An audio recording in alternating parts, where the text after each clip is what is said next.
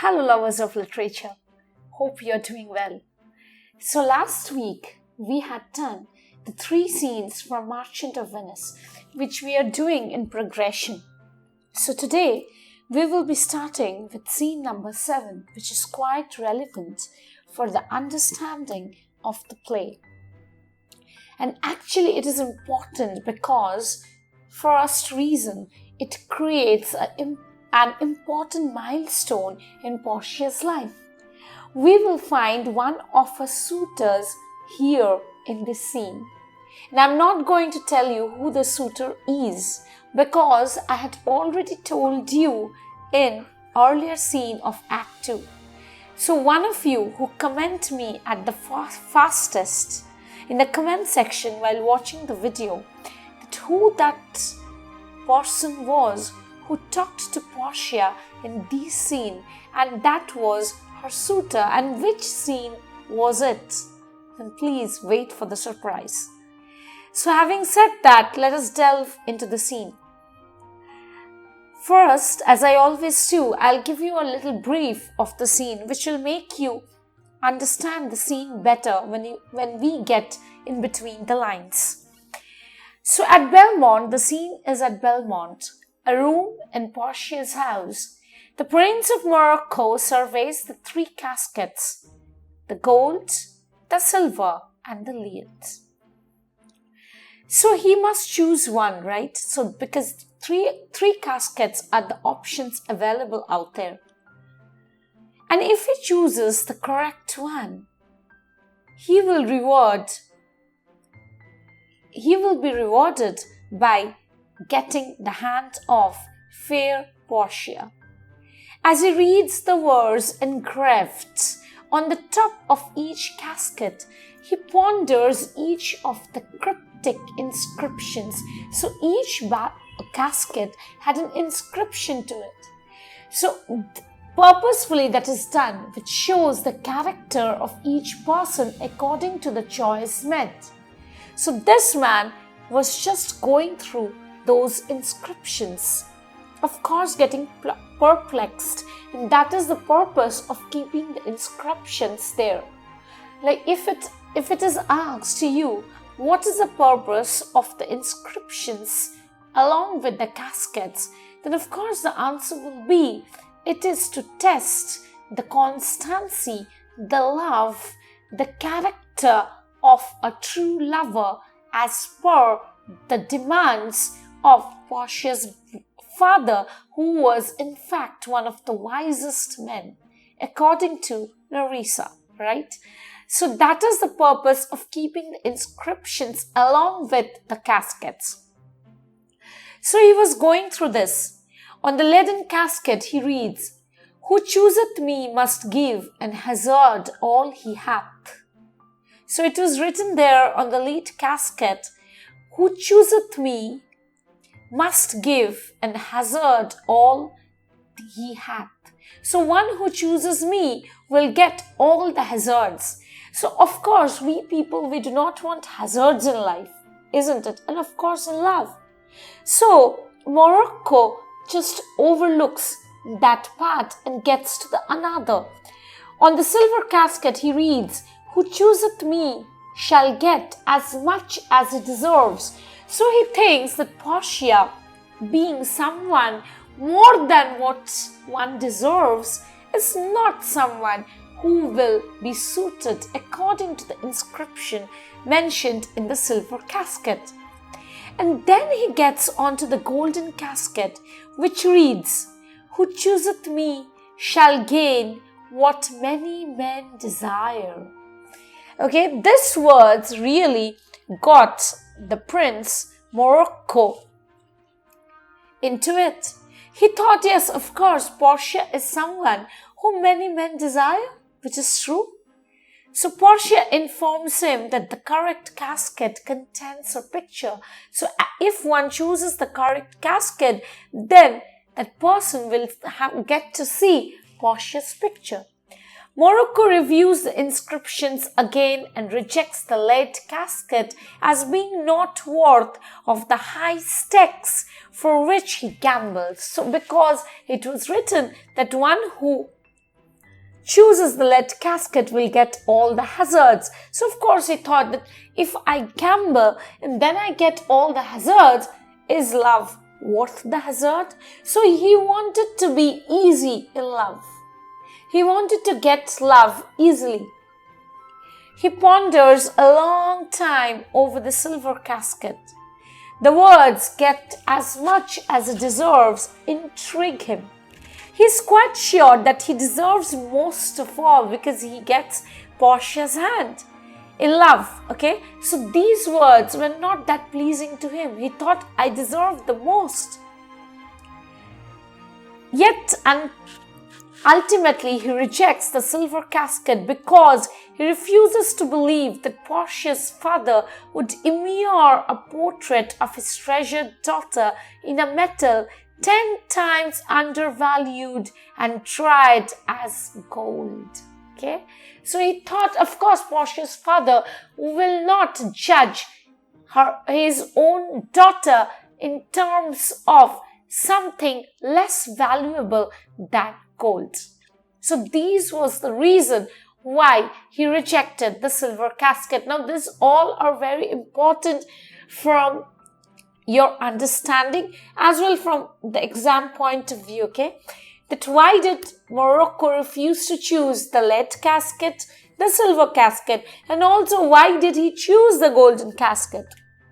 So he chooses therefore the golden casket, hoping to find an angel in a golden bed. So he thought he will get an angel in a golden bed. When he unlocks the casket and looks inside, he discovers only a skull. That is a carrion death, and a scroll rolled up and inserted within the skull's empty eyes. So he was disappointed to get a skull.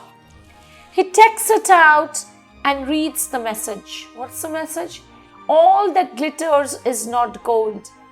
Gilded tombs do worms enfold. So, whatever is gold also carries the worst in it. So that's what. If you go by appearance, then it might even cause you harm and you might also encounter death. Defeated and grieving, he makes a hasty exit with his entourage. A gentle riddance commends Portia. So after he goes, Portia says that what a riddance. Okay, so this is how the scene ends. Now this is a very, very important scene. Okay, this is one of the suitors that was introduced earlier that scene is broken into two. The scene earlier which introduced us to this person and also this scene. They both are in continuation, just that there are some shorter scenes in between to hold our curiosity. And that is deliberately done by the dramatist. So in contrast to the scenes earlier, we have one colorful and theoretical spectacle of yet another rich suitor, that is Morocco, who has come to outwit fortune and claim Portia for his pride. Morocco inspects the caskets. Shakespeare is able to inform the audience more fully of the details of the casket competition for Portia's hands. The casket that will win her contains a miniature portrait of her, and all of the caskets have inscriptions upon them, which Morocco reads for us. These inscriptions are important. Each succeeding suitor will reflect upon them. I told you the inscriptions are very important as an understanding to the characteristics of each lover. The inscriptions are, of course, intentionally ambiguous. They are completely perplexing. They can be interpreted in more than one way. Remembering that this is a romantic comedy, we expect that Morocco will misinterpret them as well as the next suitor later in Act 2 will also do that, not naming that suitor. And that finally Bassanio will read the correct inscription and interpret them correctly. So we already know these things will happen because this drama belongs to the genre of romantic comedy.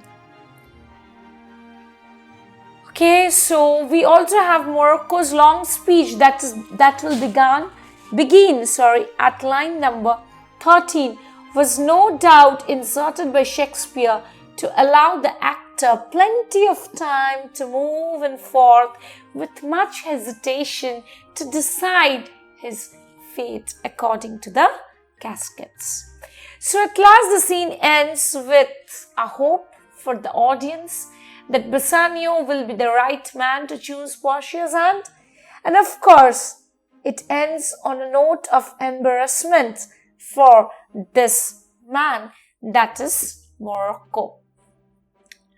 This is how the scene ends. Let us get into the scene now. Belmont, a room in Portia's house. Flourish of cornets. What are cornets? The drums. Enter Portia with Prince of Morocco and their trains, followers. Go draw aside the curtains and discover the several caskets to the noble prince. So that is what Portia instructs Morocco. Just go and draw the curtains aside and show the several caskets to the noble prince. And she tells Morocco to make his choice. Now the speech begins. The first of gold who this inscription bears. He tells the first casket which is of gold bears the inscription. Who chooseth me shall gain what many men desire. So whoever chooses me will get what many men desire. The second says, silver, which this promise carries, who chooseth me shall get as much as it deserves. So whoever chooses me will get just the amount what he deserves or she deserves.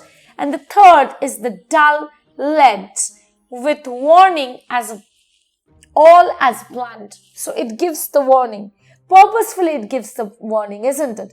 And what was the warning? That we are going to know.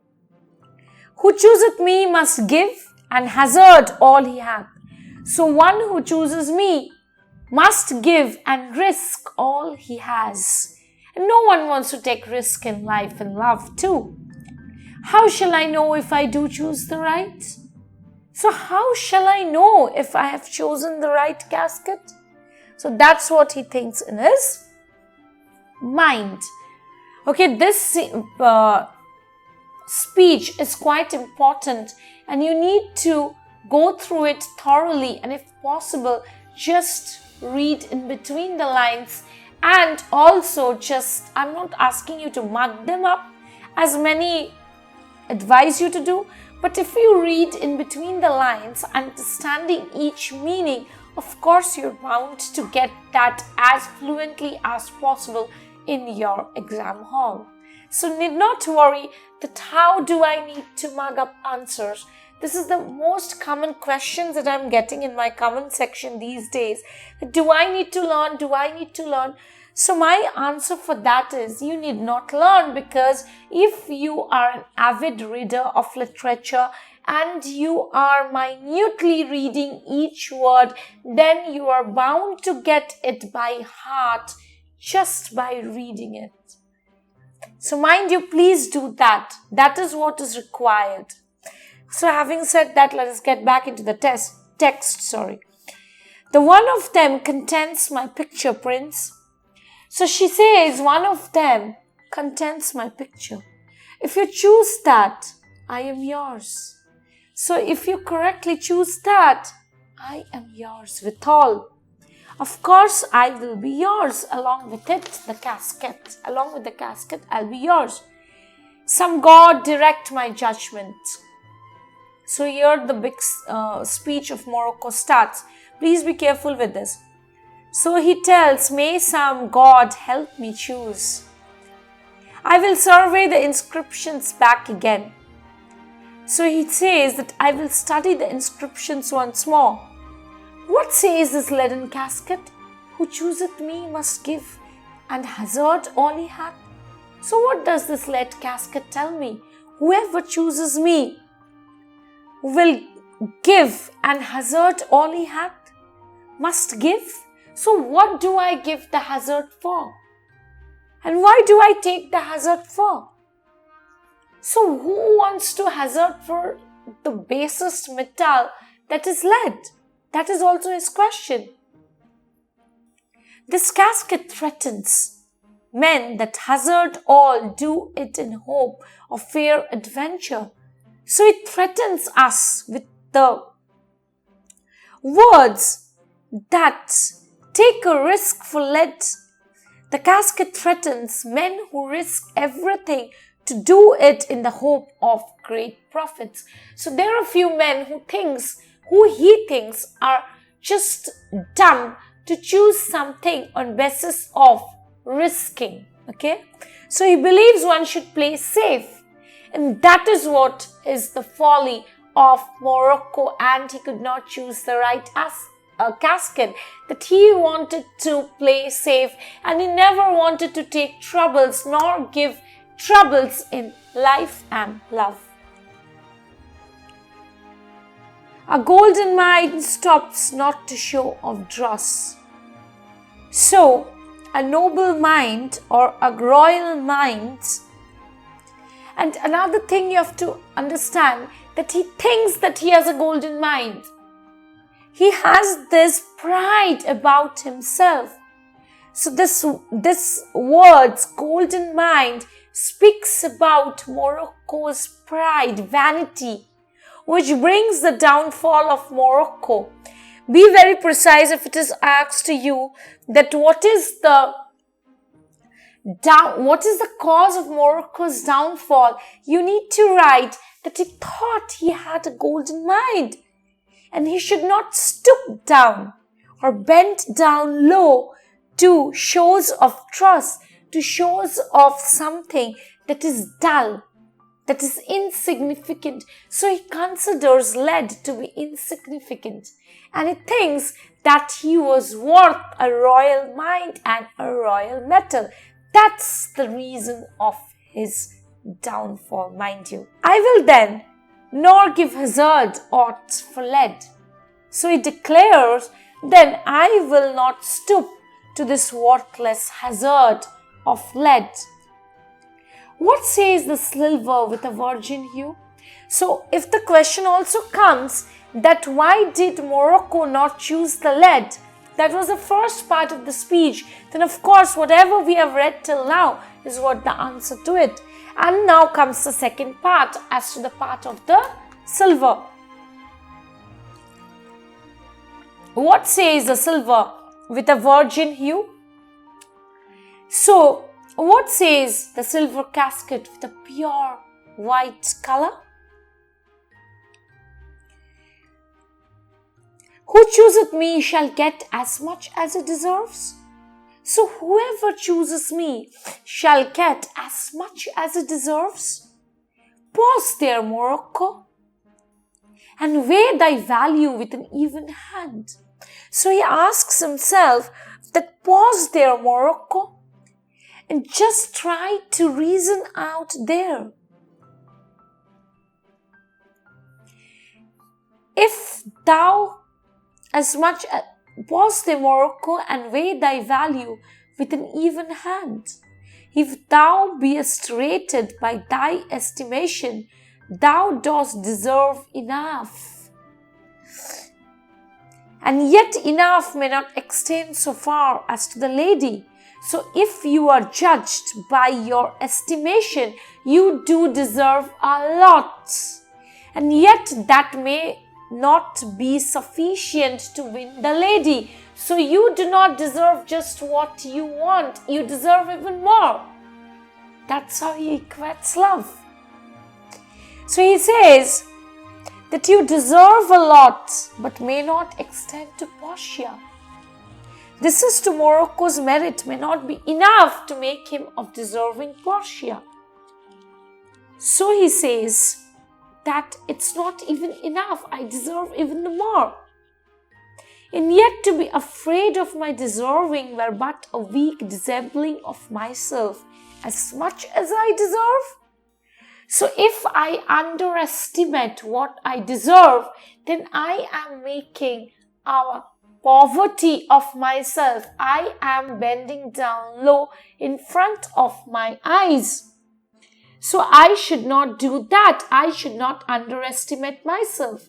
So again he was led by vanity. He thought he deserved even more. Okay? What's that? Why? That's the lady I do in birth deserve her, and in fortunes and graces and qualities of breeding. So he tells, why? That's the lady I deserve her by the virtue of my noble birth. As I am a prince, I of course deserve more. My wealth, my good manners and upbringing. So all these says I deserve even more. Okay, so again he is proud. So birth, noble birth, since Morocco is a prince. Fortunes, because Morocco has the wealth. Graces, virtues, because Morocco thinks he is one of the most virtuous princes. Okay, so that's the reason. But more than this, in love I do deserve. So he thinks that more than this, other qualities he deserves Portia on account of his love for her. What if strayed no farther but chose here? So for a moment, Morocco decides to choose the silver casket. That's why he tells that he wants to stray there. Okay? Morocco decides to choose the silver casket. And then he thought that he should move farther. But at first he thought, okay, let me choose the silver casket. Let's see once more the saying graved in gold. Who chooseth me shall gain what many men may desire. So whoever choose me shall gain what many men desire.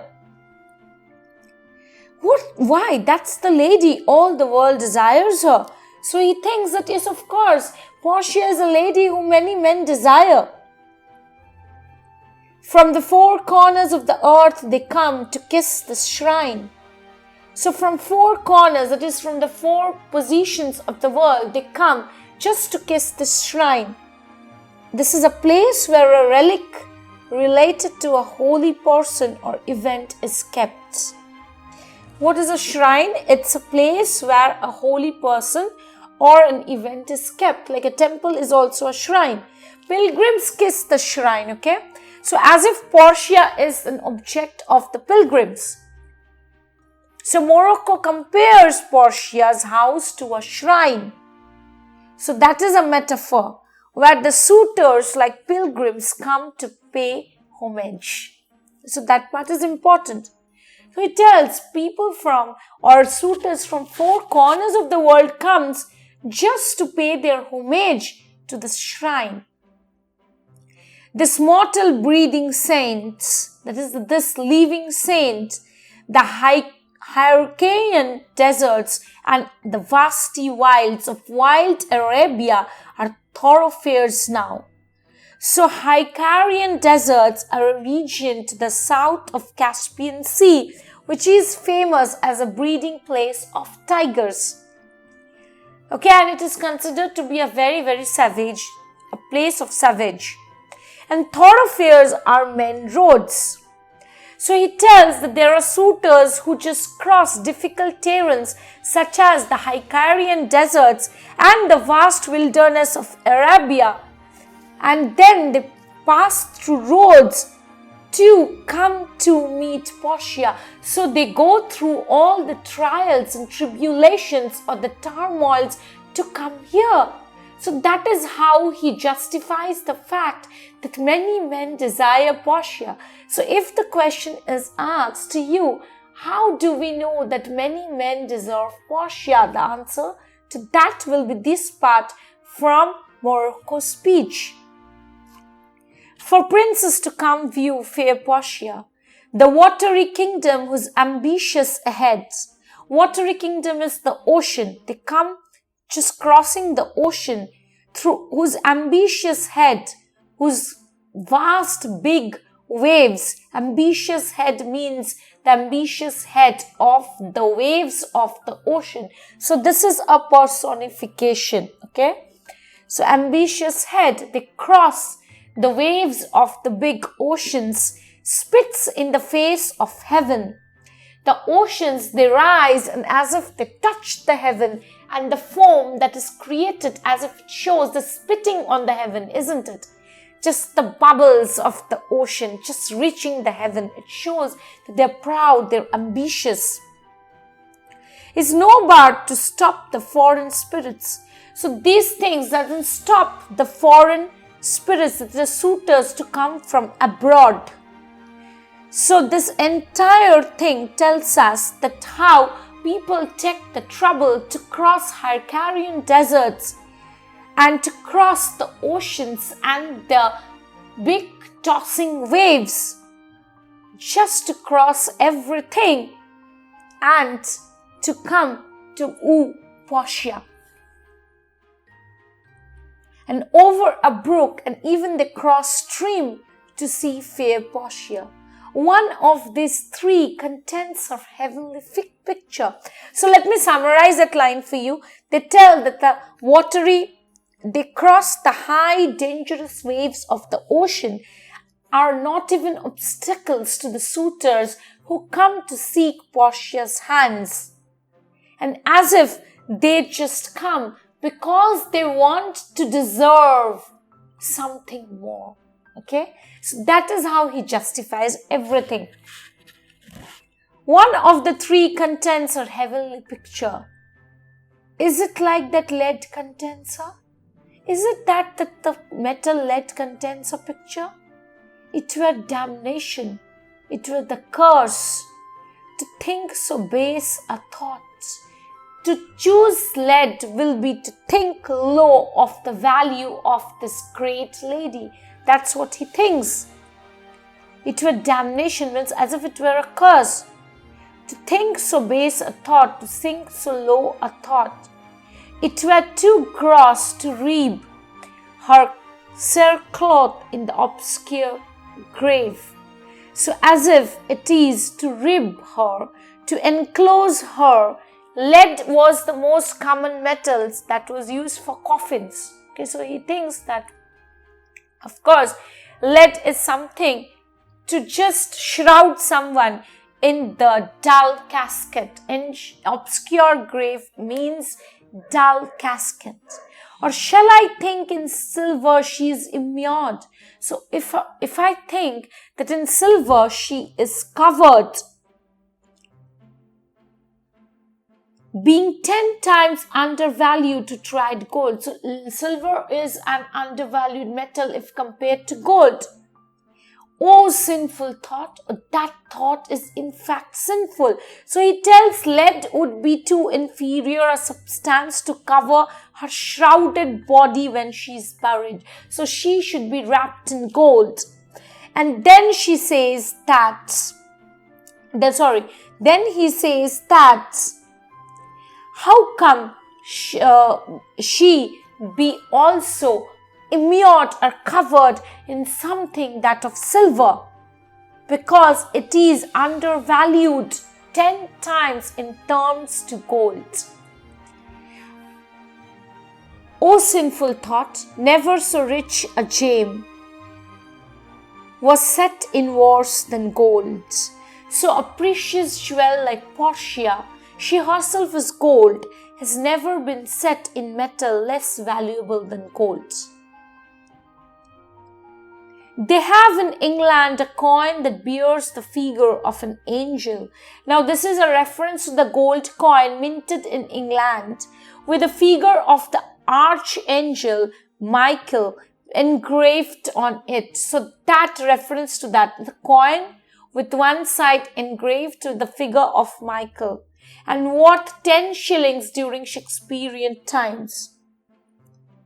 Okay, so that is the reference. A coin that bears a figure of an angel stamped in gold, but that's in sculpted upon. But here an angel is a golden bed bed lies all within. So, but here the angel himself is Portia. So, reference to that archangel that has been found in the coin. So, he tells that Portia is himself a golden angel who lies on the golden bed inside a gold casket as against merely sculpted in gold. So, he thinks that Portia's picture is right there inside. Deliver me the key here. Do I choose and thrive as I may? So questions from here will be, why did he not choose lead? Why did he not choose silver? And why did he choose gold? This entire speech, I recommend you to read on and on so that everything seems clear. And this is one of the most poetic speeches as a lover that we get Morocco is. Then take it, prince, and if my form lie there, then I am yours. So if my portrait lies there, then of course I'm yours, as promised to you. He opens the golden casket. Oh hell, what have we here? So he was surprised. What do we have here? Carrion death, that is a skull. Within whose empty eye there is a written scrolled paper. So there is a scroll or a paper written in the eye of the skull. I will read the writing. What is that? And this part is also very important. What did the scroll contain after Morocco had chosen the golden casket? That is important. All that glisters is not gold. So all that glitters is not gold. Often have you heard that told. You have often heard that proverb. Many a man his life hath sold, but my outside to be behold. So many a man have sold their lives only to see the gold that covers my existence. So anyone who chooses gold goes by outward appearance, but my outside to behold. Gilded tombs do worms enfold. That means tombs plated with gold have worms that feed on dead after they're buried. So they might be covered in gold, but inside they're infested with worms. Had you been as wise as bold? So have you been as wise as much as you are brave, young in limbs and in judgment old? If you were young in your brain, yet if you had been blessed with the wisest judgment, your answer had not been scrolled. Then you should not have chosen this golden casket, and you would not have got answer in the scroll. It shows that Morocco lacked being wise or being filled with wisdom.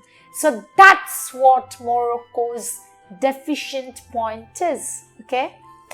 Fare you well, your suit is cold. So fare you well, your petition of choosing Portia is dead.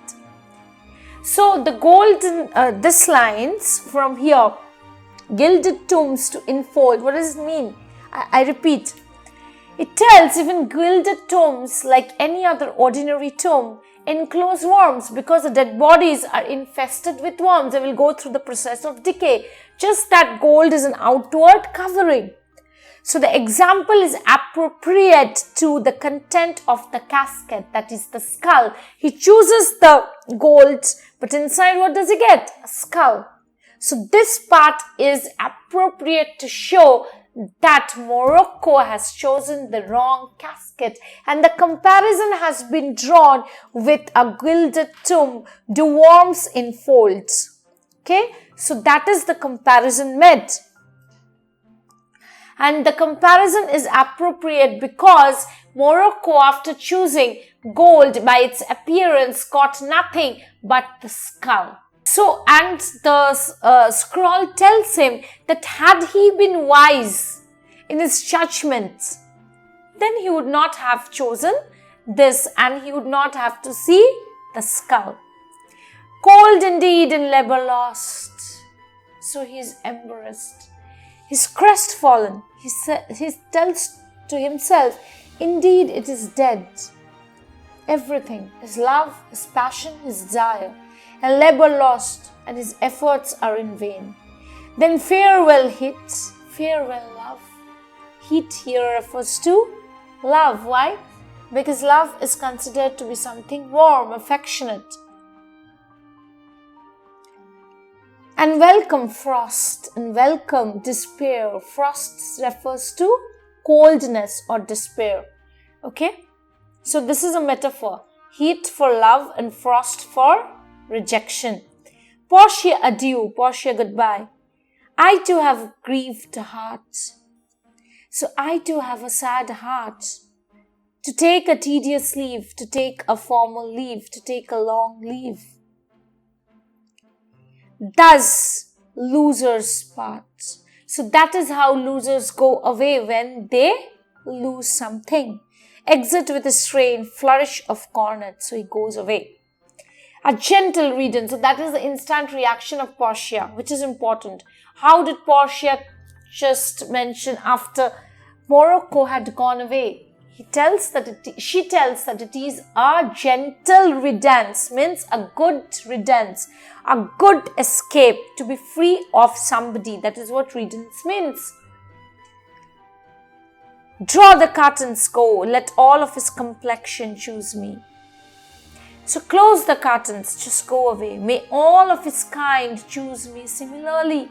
I wish that everyone who comes like him in color and disposition make the same foolish choice. So she wishes that everyone who comes with the same mindset and same color of skin chooses the wrong casket, so that his weight, that is Bassanio's weight and Portia's weight, meet and they both enjoyed their nuptial knots.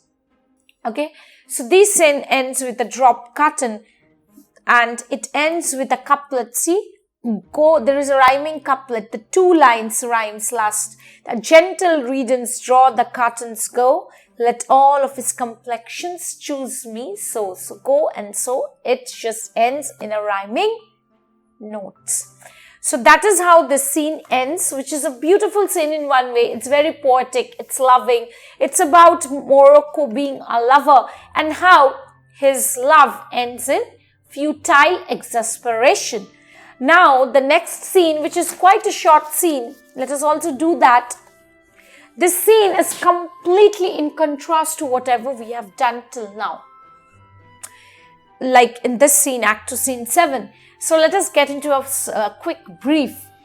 In this scene, we meet, the scene is held in Venice. It's a street. We have Salarino and Salanio who discuss the developments, what has happened in Venice. And what do we see? We see that Shylock discovered that Jessica has eloped with the Christian man, that is Lorenzo, right? He demanded that the Duke of Venice have Bassanio's ship searched. This proved to be impossible because Bassanio had already sailed. So they tell that Bassanio's ship should be searched. But that is not impossible because Bassanio has already sailed away. Antonio, however, assured that Duke that Lorenzo and Jessica were on board. So they were also going away with Bassanio. Salanio then describes how Shylock raved in the streets, and this scene is very important to understand the character of Shylock. That Shylock, after having lost his daughter, was not only concerned about his daughter, but he was raved in the streets, crying under quotes, "My daughter, oh my ducats," that is my daughter equated with the money. We know that Jessica had eloped away with gold and jewels. That was there in scene number. You are going to put it in the comment section. And one of you will have a surprise awaiting. So this is the game we are going to play this week. So you are going to mention which scene was it and what was the speech. Okay, you will just write it. And whoever who does it the fastest will be the lucky one. Anyways, my daughter, oh my ducats, "Oh, my daughter fled with a Christian." So these are very, very important lines which you are going to do. So my daughter, who is equated with ducats. So according to Shylock, it shows that how greedy he is for money. He just equates his daughter in terms of ducats. And then he tells, "Oh, my daughter, you fled with a Christian." This shows his greed and his hatred. While all the boys in Venice followed him, so everyone followed him, mocking him, his daughter and his ducats. So everyone was mocking at his loss. So it shows that no one even liked Shylock. Shylock was hated by everyone. Salanio worries about what will happen to Antonio. This is also very important. It prepares us for the further scenes. He knows Shylock's temper, Jessica's elopement, and Antonio swearing that Bassanio had no part in her escape bade no good for Antonio. So Antonio telling Shylock that Bassanio had not run away with Jessica and Lorenzo brings further hatred from Shylock's part. Okay, so they are quite scared as to what will happen to Antonio. He knows that Antonio must keep his day, repay his debt when it comes due, or else he shall pay for this. So he has to pay the money. So there is a kind of impending danger among his friends, that is among Antonio's friends. Salanio is likewise worried about Antonio's future. Only yesterday a Frenchman told him, now this is very important, he heard from somewhere that a Frenchman told him that an Italian ship had sunk in the English Channel, and he just hopes and prays that it should not be Antonio's ship. But it is Antonio's ship. So we are given a kind of clue in the scene as to what bad omen is to fall on Antonio. The news about the shipwreck must be broken gently to Antonio. So this man has told an Italian ship was wrecked in the English Channel. So they think that it can be Antonio, and hoping that the ship also should not be his. So they are in a dilemma. The news about the shipwreck must be broken gently to Antonio, because Antonio is a sensitive man. Of course, we know that from Act 1, Scene 1. Realizing Antonio may need some cheering up, isn't it? Because he is already despondent and in despair. Salarino and Salanio decide to pay him a visit. So they thought they should go and meet Antonio on this account. So if this scene is quite important, because first we have to remember that it shows a lot of Shylock's character and also throws light on how Shylock would not be easy on Antonio. We come to this part that Salanio's speech beginning at the line 12 is introduced here for two reasons, which is very important. Okay, Salanio's speech out here, line number 12 is very important. First, it shows Shylock's rage must be described before it is shown, so that we can anticipate his state of mind, Shylock's, at his next entrance. Second, why it is mentioned, Shylock's loss of both his daughter and much of his money are important of our understanding for the extent of Shylock's desire for revenge. At the beginning of the play, he has only two reasons for hating Antonio, isn't it? Those were a commercial hatred and a religious hatred. Very important. At the beginning, it was commercial and religious. From this scene is added a shattering personal loss. What is that? Losing his daughter and losing money along with his daughter. He had lost his daughter, his only child, to a Christian who is also a friend of Antonio. So that is also one of the reasons. Making plausible his impeccable desire for revenge against all Venetian Christians. So now he gets an upper hand even the more to take the revenge. Antonio, in a very real sense, has our sympathy, because yet we are kept away from the real news, yet we are prepared, and we think that Antonio is such a fragile man that we need to be extra cautious about what will befall his fate.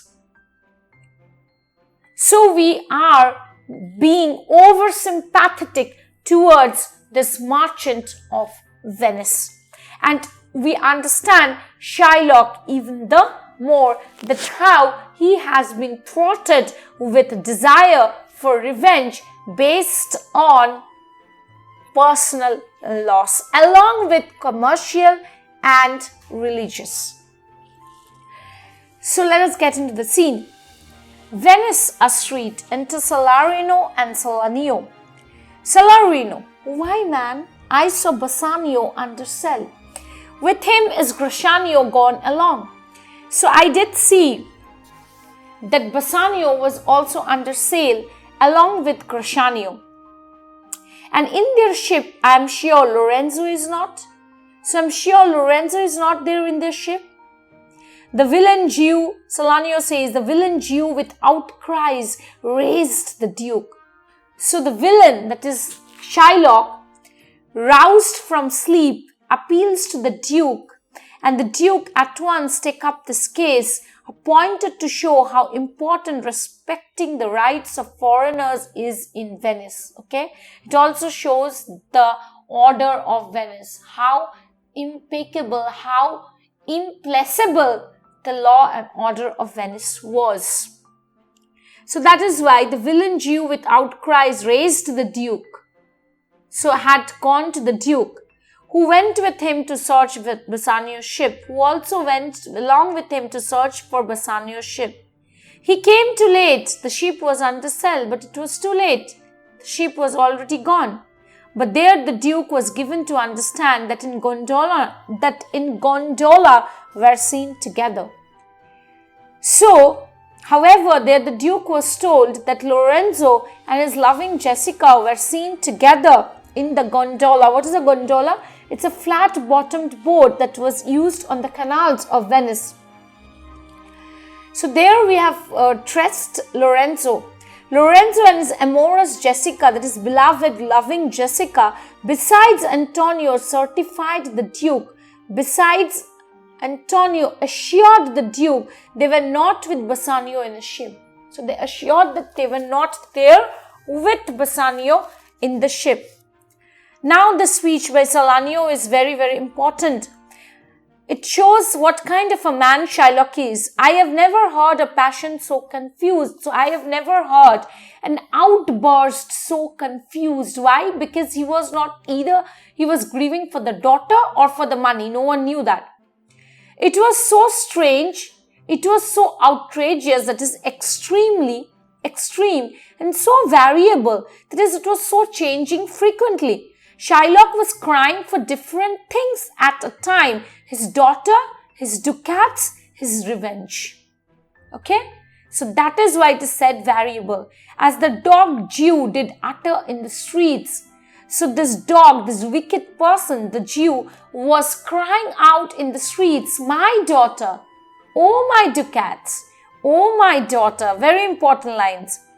So, oh my daughter, oh my ducats. Ducats means, of course, the money that is used in Venice. And then he says, oh my daughter, flayed with a Christian, run away with a Christian. Oh my Christian ducats, that means my ducats have also changed into being Christian. So there has been two denominations of ducats, one being double the value of the other. Double ducats also he tells. Christian ducats means now it belongs to Lorenzo, a Christian. And then he tells justice, the law, my ducats and my daughter, a sealed bag, 2 sealed bags of ducats. He cannot believe, of double ducats. So this is meaning two denominations of ducats, one being double the value of the other, that is 2 bags, okay? Stolen from me by my daughter, and jewels, 2 stones, 2 rich and precious stones. Along with that, he has taken thy jewels. Stolen by my daughter, justice, find the girl. So justice would be to find my girl. She hath the stones upon her and the ducats. She has the ducats and the stones with her. Now, Salarino says, why all the boys in Venice follow him, crying his stones, his daughter, and his ducats. So everyone follows him, just laughing about, and because he was crying over his stones, daughters, and ducats. Salanio says, let good Antonio look he keep his day, or he shall pay for this. This is very important. It's an impending danger. I've already told you that is heard in Salanio's voice. So Antonio should keep his day, should keep the promise. What was the promise meant? To pay the amount of money within 3 months, or he shall pay for this, or he has to pay for it by Shylock's anger, revenge upon him. Not only upon him, upon all the Christians. Mary, well remembered by Virgin Mary, well remembered.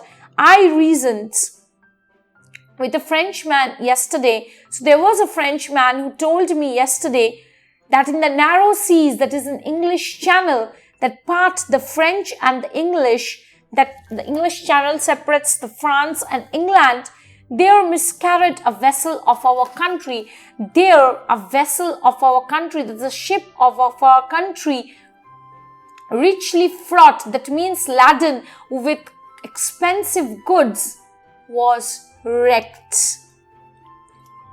I thought of an Antonio when he told me. So I had the instant thought of Antonio when he told me, and wished in silence that it were not his. So I wish that it was not Antonio's. I just wish that it is not. So that is how he wishes and prays for the best, which shows that Salarino is also one of the very good friends of Antonio. Both Salarino and Salanio. Salanio says, you are best to tell Antonio what you hear, yet do not suddenly, for it may grieve him. So Salarino says, you need to tell, Salanio says, to Salarino that you need to embark or disclose this news to Antonio. But remember, you should do it in a very polite manner, because it might break his heart, and he is already in a state of despair. A kinder gentleman trades not the earth. This is very important as to understanding of what actually Salarino thought of Antonio. So he says there is not a kinder man who has walked on this earth. I saw Bassanio and Antonio part. So I saw both the friends, Bassanio and Antonio part. Bassanio told me he would make some speed. So Bassanio told me that he would make some speed, means his return as soon as possible. Of his return, he answered, do not so slubber, not business for my sake. So do not do so. Bassanio told him he would return as soon as possible, but Antonio told him, do not do so. Do not slubber, means do not hurry. Do not spoil your business of wooing Portia in your haste. That means take your time, which shows again that how Antonio is so selfless in his love. Bassanio, but stay the very ripening of the time. Just stay for the right amount of time with your beloved. And for the Jew's bond which he hath of me, and of the Jew's bond what he has of me, let it not enter in your mind of love. So let that not enter in your mind where it is completely filled with love for Portia. Be merry and employ your chiefest thoughts to courtship and such fair ostents of love.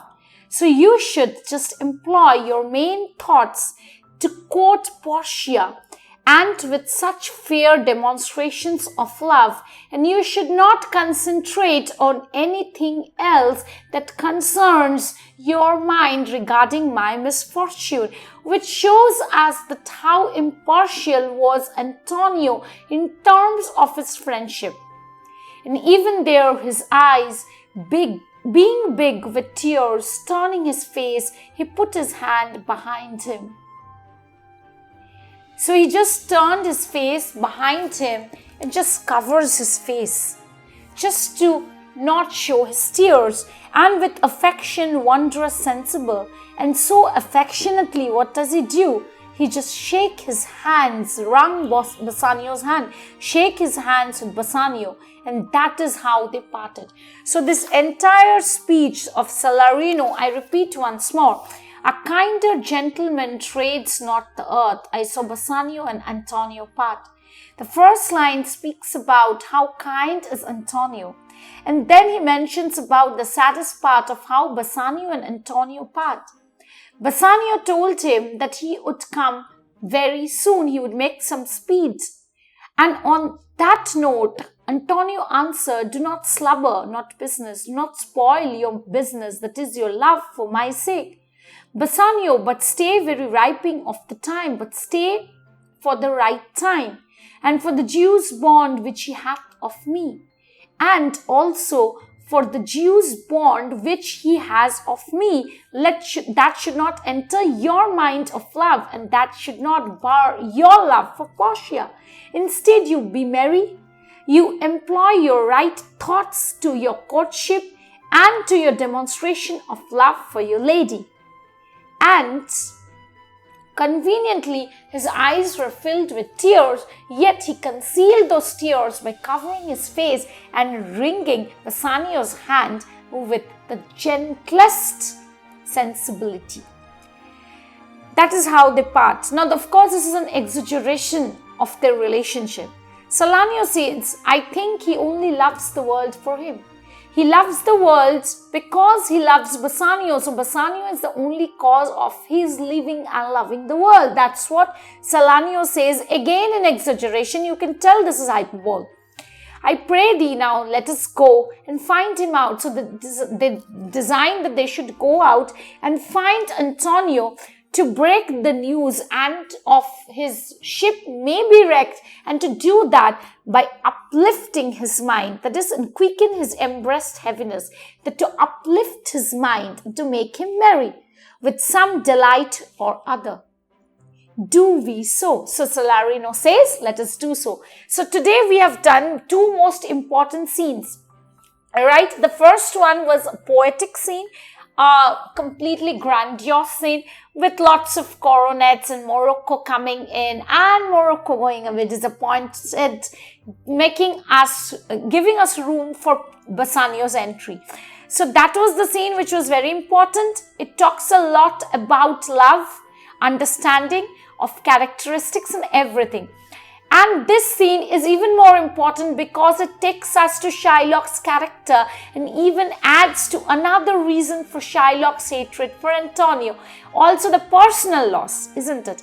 And then we are prepared for Antonio's impending loss and what might happen to Antonio if he falls a prey to Shylock's hatred and revenge.